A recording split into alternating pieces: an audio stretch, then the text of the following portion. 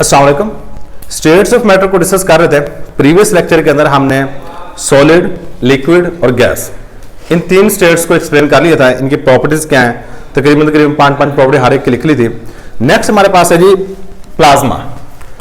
अब प्लाज्मा का नाम सुनकर पहले नंबर पे हमारे जहन में जो क्वेश्चन आता है वो ये है कि प्लाज्मा किस तरह का होगा।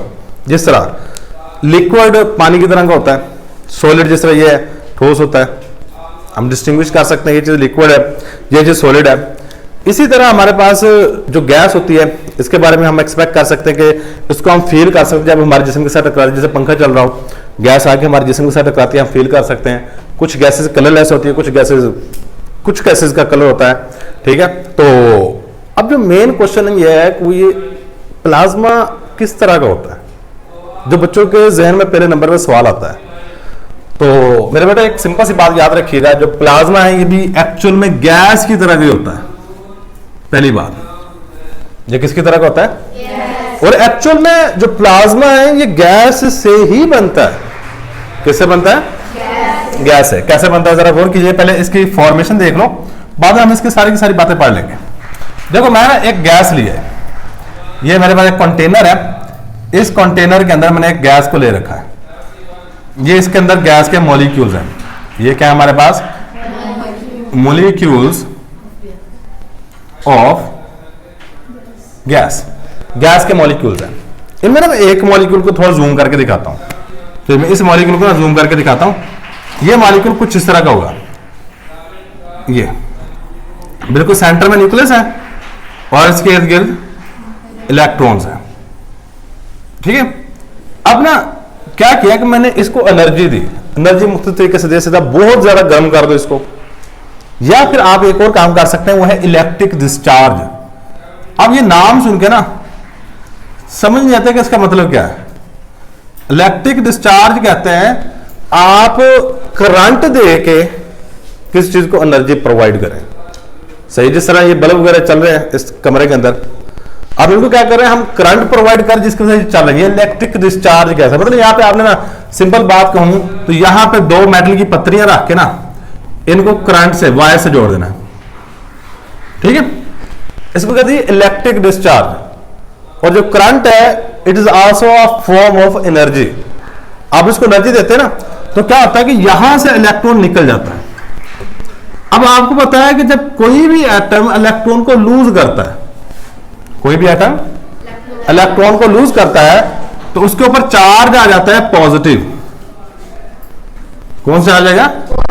मतलब सपोज करो कि इसने इलेक्ट्रॉन को लूज किया तो इसके ऊपर चार्ज पॉजिटिव आ गया और ये इलेक्ट्रॉन आ गया बाहर। सेम इसी तरह इसने भी इलेक्ट्रॉन को लूज किया, इसके ऊपर चार्ज पॉजिटिव आ गया और ये इलेक्ट्रॉन आ गया। इसी तरह इसने भी सपोज करो कि इलेक्ट्रॉन को लूज किया, इसके ऊपर चार्ज पॉजिटिव आ गया और ये इलेक्ट्रॉन आ गया। अब ये हमारे पास एक मिक्सचर सा बन गया है जिसमें आयंस हैं, इलेक्ट्रॉन्स हैं और न्यूट्रल पार्टिकल्स हैं। इस मिक्सचर को हम नाम दे रहे होते हैं प्लाज्मा का। ये एक्चुअल में हमारे पास क्या है? प्लाज्मा। प्लाज्मा के बारे में एक और चीज बता दो, हमारी यूनिवर्स का, यूनिवर्स कहते हैं कायनात को, हमारी पूरी कायनात, इसका तकरीबन 99% हिस्सा जो है प्लाज्मा के मिलने से बना हुआ है। हमारा सूरज टोटली का टोटली 100% प्लाज्मा के मिलने से बना हुआ है। किसके मिलने से बना हुआ है? तो इसकी डेफिनेशन जो की जाती है वो कुछ इस तरीके से है, it is a state of matter, it is a state of matter. ये स्टेट ऑफ मैटर है पहले नंबर पे। मादे की एक हालत है जैसे सॉलिड, लिक्विड, गैसी, विच जो क्या करती है, विच कंसिस्ट ऑफ, जो मुश्तमिल होती है, we consist of highly energetic, highly energetic. Energetic कहते हैं एनर्जी वाले, एनर्जेटिक, इनर्जेटिक का मतलब होता है एनर्जी वाले, हाईली इनर्जेटिक पार्टिकल्स। अब हाईली एनर्जेटिक पार्टिकल्स कौन कौन से हो सकते हैं? इसमें आयंस हो सकते हैं, इलेक्ट्रॉन्स हो सकते हैं, ions, electrons and neutral molecules, neutral molecules लेंगे। ये है जी प्लाज्मा की डेफिनेशन।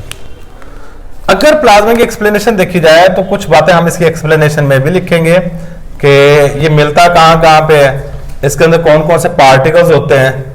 सही है, चंद बातें हम यहां पे इसके लिखने वाले हैं। फर्स्ट ऑफ ऑल, जो प्लाज्मा है ना, ये हमें मिल रहा होता है मैक्सिमम सूरज के अंदर, इंटरस्टेलर स्पेसेस होती हैं, मतलब दो तारों के दरमियान का जो इलाका है वहां प्लाज्मा एग्जिस्ट कर सकता है। जितने भी रात को आसमान के ऊपर जो चीजें चमकती हुई नजर आती हैं, जिनको स्टार्स कहते हैं, वो सारे के सारे प्लाज्मा के मिलने से बने हुए हैं। किसके मिलने से बने हुए हैं? प्लाज्मा के मिलने से बने हुए हैं। तो एक्सप्लेनेशन में हमारे पास पहली चीज यही है, क्या? इट इज फाउंड इन कहां कहां पे मिलता है प्लाज्मा? पहले नंबर पे एक वर्ड है जी नियॉन साइन। इसको क्या कहते हैं जरा गौर कीजिएगा। नियॉन साइन कुछ दुकानों के बाहर ना इस तरह की वो बना के ना उन्होंने नाम लिखे होते हैं, जैसे ट्यूब सी होती है इस तरह करके, ये इस तरह, फिर आगे ए लिखा होगा इस तरह करके, मतलब इस ट्यूब के अंदर ना करंट गुजार कर ग्लो करती है, जिस तरह एक लाइट बल्ब चलता है ना, इस तरह ये जल रहे होते हैं। ये एक्चुअल में नियॉन साइन होते हैं, इसके अंदर भी प्लाज्मा बनता है। इसके अलावा आपने वो देखी होगी ट्यूब लाइट बड़े वाली, वो लंबे वाली घरों में लगी होती है अमूमन, या हॉस्पिटल्स वगैरह में शायद किसी जगह देखी हो। तो उस ट्यूब लाइट को ना बेशक आप तोड़ के चेक कर लो, यहाँ तोड़ के चेक करोगे अंदर से गया कुछ भी नहीं। एक होता है ना कि मतलब कि यहाँ से कोई वायर शायर इस तरह लगी हुई है और यहां तक जा रही, कुछ भी नहीं होता अंदर, सिर्फ गैस होती है। और ये बेस्ट एग्जांपल है प्लाज्मा कैसे बनता है। यहां पे क्या होता है, दो पत्रियां लगी होती है, अगर देखो ना इस साइड पे वो मेटल की कुछ चीज लगी होती है, लोहे टाइप, इस साइड पे दोनों साइड पे होती है। और हमने क्या किया था, जैसे इसको करंट देते हैं प्लाज्मा ग्लो करना शुरू कर देता है। इसके अंदर प्लाज्मा बनता है और प्लाज्मा के अंदर ही ये सारी का सारा काम हो रहा था, और उसके साथ वहां से लाइट पैदा हो रही होती है। क्या पैदा हो रहा था? लाइट पैदा हो रही होती है।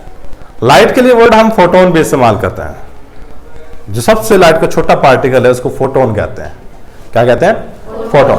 तो ये पहले नंबर पे नियॉन साइन एंड सन इसके अलावा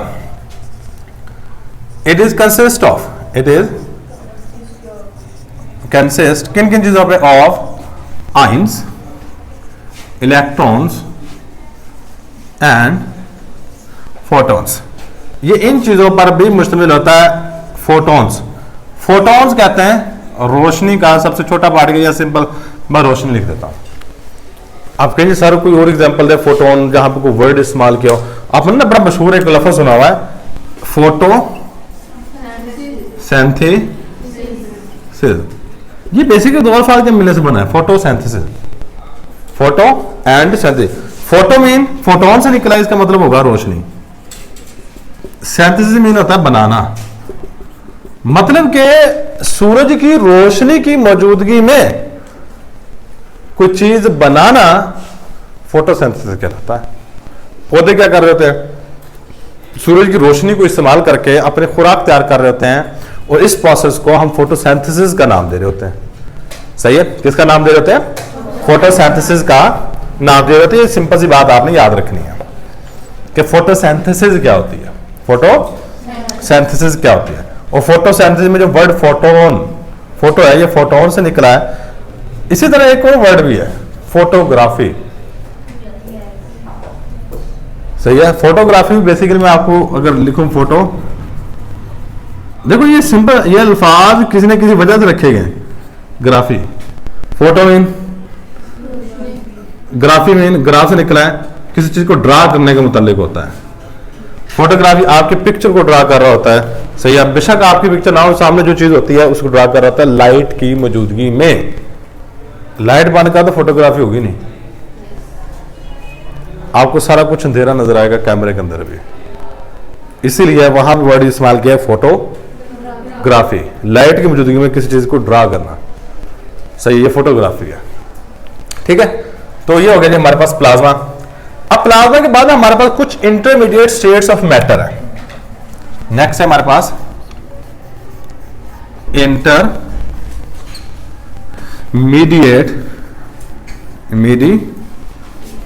8 states of matters.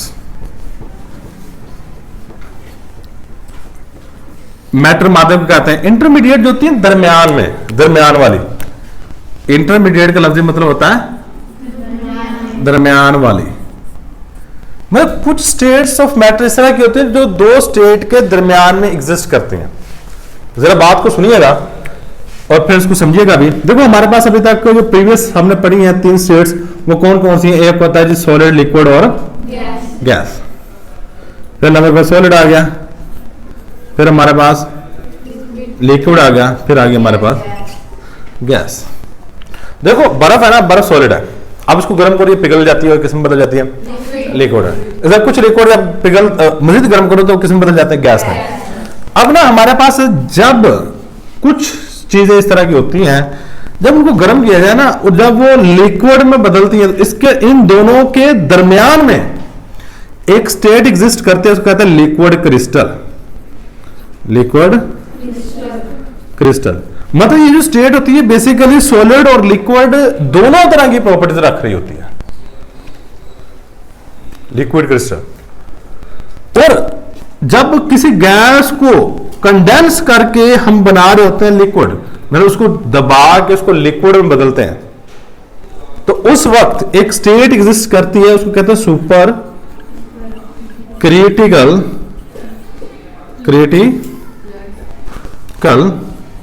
लिक्विड। और जो सुपर क्रिटिकल लिक्विड होगा, ये स्टेट ऑफ मैटर है which exist between gas and liquid. ठीक है, मतलब इसकी जो प्रॉपर्टीज होंगी वो गैस की तरह की भी होंगी और लिक्विड की तरह की भी होंगी। सही। इसी तरह एक और स्टेट है ग्रेफिन, वो इस तलक नहीं है ज्यादा, तो वो हम अलग डिस्कस करेंगे। पहले इन दो स्टेट्स को याद रखिएगा। पहले नंबर हमारे पास कौन सी स्टेट आ रही है? लिक्विड कैसे कहा? Super critical. पहले लिक्विड डिस्कस कर लेते हैं, बाद में लिक्विड क्रिस्टल डिस्कस कर लेते हैं। तो पहले नंबर हम स्टार्ट करेंगे super critical liquid. Super critical liquid, it is a highly compressed state which exists between gas and liquid phase. It is highly compressed state which exists, जो कि पाई जाती है कहां पे? Between gas and liquid, gas and liquid. ले जी, ये पहला number पे सुपर क्रिटिकल लिक्विड्स क्या होते हैं। अब इसको यूज कहां पे किया जाता है super critical liquid? Next point, इसको ना बेसिकली हम यूज कर रहे थे एज अ सॉल्वेंट। सॉल्वेंट क्या होता है? किसी चीज को हल करने वाला। पानी जो ये सॉल्वेंट है, यह कहते हैं नमक को अपने अंदर हल कर लेता है। पानी सॉल्वेंट है क्योंकि चीनी को अपने अंदर हल कर लेता है। ठीक है, तो हमारे पास it is use as a solvent, it is used as a solvent where, जहां पर ऑर्डिनरी सॉल्वेंट, जो ऑर्डिनरी सॉल्वेंट्स होते हैं, सॉल्वेंट्स आर नॉट सूटेबल। कुछ कंडीशंस ऐसी होती है जहां पर ऑर्डिनरी सॉल्वेंट आपके यूज ना हो रहा है, वहां पे हम सुपर क्रिटिकल लिक्विड, मतलब मुख्तलिफ चीजों का हल करने के लिए इस लिक्विड का भी इस्तेमाल कर लेते हैं, सुपर क्रिटिकल लिक्विड। ठीक हो गया, तो ये हो गया जी सुपर क्रिटिकल लिक्विड। अब सुपर क्रिटिकल लिक्विड के बाद हमारे पास जो नेक्स्ट स्टेट ऑफ मैटर है वो है सुपर क्रिटिकल लिक्विड के बाद लिक्विड क्रिस्टल। क्या आ रहा है?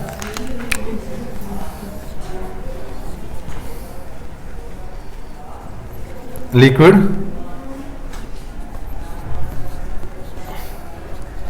क्रिस्टल। अब लिक्विड क्रिस्टल क्या होता है? यह भी स्टेट ऑफ मैटर है which exist between solid and liquid, जो सॉलिड और लिक्विड के दरमियान पाई जाती है। It is a state of matter, it is a state of matter, ये स्टेट ऑफ मैटर है, मादे की हालत है which exist between, which exist between solid and liquid, solid and liquid, जो सॉलिड और लिक्विड के दरमियान पाई जाती है, इसको हम नाम दे रहे थे लिक्विड क्रिस्टल। अब लिक्विड क्रिस्टल ना, आपने, मैं एक एग्जांपल देता हूं, आप वहां से अच्छे तरीके से समझिए कहां कहां पे यूज हो रही है। आपने एक लफ्ज सुना होगा LCD, लफ्ज सुना है? LCD, इसकी फुल फॉर्म एक्चुअल में है liquid crystal display, liquid crystal display. अब ये जो LCD होती है, घरों में जो स्क्रीन लगी होती है, काफी सारी LCD है, अब इससे लेटेस्ट टेक्नोलॉजी आ गई है, वो होती है LED, लाइट एमिटिंग डायोड, इसको कहते हैं लाइट एमिटिंग डायोड कहते हैं। अब जो लेटेस्ट टेक्नोलॉजी वो LED की है, ये ज्यादा हाईली रेजोल्यूशन होती है, 4K क्वालिटी, 8K क्वालिटी तक इसके ऊपर वीडियो चल सकती हैं, सही है। और जो पुराने जमाने में थी, थोड़ा उससे पुराने जमाने टीवी होता था, टीवी के बाद LCD आई, LCD के बाद LED आई है, सही है। अब एमोलेड डिस्प्ले भी आ गया, मतलब आगे टेक्नोलॉजी जिस तरह बढ़ती जा रही है, सही है, उसी तरह आगे आगे चीजें होती जा रही हैं। अब जो LCD है, लिक्विड क्रिस्टल डिस्प्ले, ये आपके वहां पर भी यूज हो रही है। इसके अलावा आपका जो कैलकुलेटर होता है ना, लिक्विड क्रिस्टल, वहां पर भी आपका यूज होता है। जैसे जो वॉचेज होते हैं, डिजिटल वॉचेज, जिनके ऊपर सुइयां नहीं, दूसरी डिजिटल वॉचेज, उनकी जो स्क्रीन बनाने में वहां पे भी लिक्विड क्रिस्टल का यूज किया जाता है। ये वो जगह है जो कि जहां पे हम लिक्विड क्रिस्टल यूज कर रहे होते हैं, ठीक है। अगर मैं इसके यूज की बात करूं लिक्विड क्रिस्टल के, तो पहले number it is use in display such as, it is used as a display in various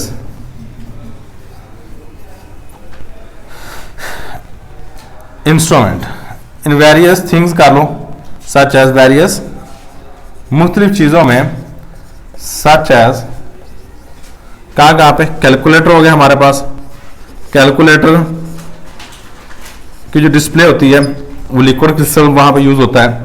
इस तरह डिजिटल वॉचेज होगी, डिजिटल वॉचेज हो गई, इसी तरह टीवी डिस्प्ले हो गया, टीवी डिस्प्ले मतलब ये टीवी डिस्प्ले जो होता है जिसको LCD कहते हैं, वहाँ भी यूज हो रहा है, सही। इसके अलावा नेविगेशन इक्विपमेंट होते हैं जो आपको डायरेक्शन बताते हैं, वहाँ पे इसका यूज कर रहे होते हैं, नेविगेशन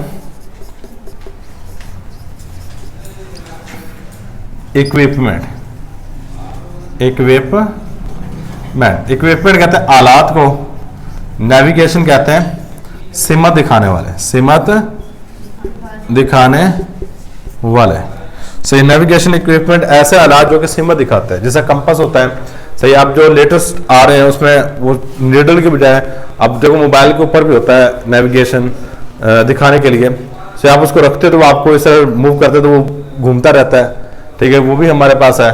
तो मतलब जो टेक्नोलॉजी है वो with the passage of time change होती रहती है। तो आज सिर्फ इतना ही, इसके अलावा कुछ और भी स्टेट्स ऑफ मैटर है, वो इंशाल्लाह कल को डिस्कस करके ये सारी की सारी हम खत्म कर देंगे, ठीक है। इनमें देखो किसी भी चीज का शॉर्ट क्वेश्चन बन सकता है, आपको शॉर्ट क्वेश्चन आ सकता है what is plasma, give its use, ये पहला शॉर्ट क्वेश्चन है। एक शॉर्ट क्वेश्चन आपकी एक्सरसाइज के अंदर है, हाउ प्लाज्मा इज फॉर्म। हालांकि इसका क्वेश्चन का आंसर आपकी बुक के अंदर नहीं दिया गया, लेकिन इसका मैंने कॉन्सेप्ट आपको यहाँ पे दे दिया है कि प्लाज्मा किस तरह बनता है। जब हम गैस को लेके क्या करें, इलेक्ट्रिक डिस्चार्ज प्रोवाइड करें, तो उस वक्त प्लाज्मा बनता है। इलेक्ट्रॉन निकल जाते हैं, आयंस बन जाते हैं और वहां पे प्लाज्मा, और इसको प्लाज्मा का दूसरा नाम पार्शली आयोनाइज्ड गैस भी कहते हैं। आयोनाइज का मतलब जो आयन बन जाए, ये देखो आयन बने ना, इसको आयोनाइज्ड कहेंगे, गैस आयोनाइज्ड हो गया, सही। It is also known as partially ionised gas, ये भी एक पॉइंट लिख लीजिएगा, it is also known as partially ionised gas, जिसको पार्शली आयोनाइज्ड गैस भी कहते हैं, क्योंकि इसमें जो गैस होती है वो आयन में बदल जाती है, that's why it is known as ionised. तो ये चंद चीज़ें इंशाल्लाह नेक्स्ट लेक्चर में हम जितनी भी स्टेट्स ऑफ मैटर बाकी जो रहती हैं उनको मुकम्मल कर लेंगे। और ये हमारे पास आज के लेक्चर में। अल्लाह हाफिज़।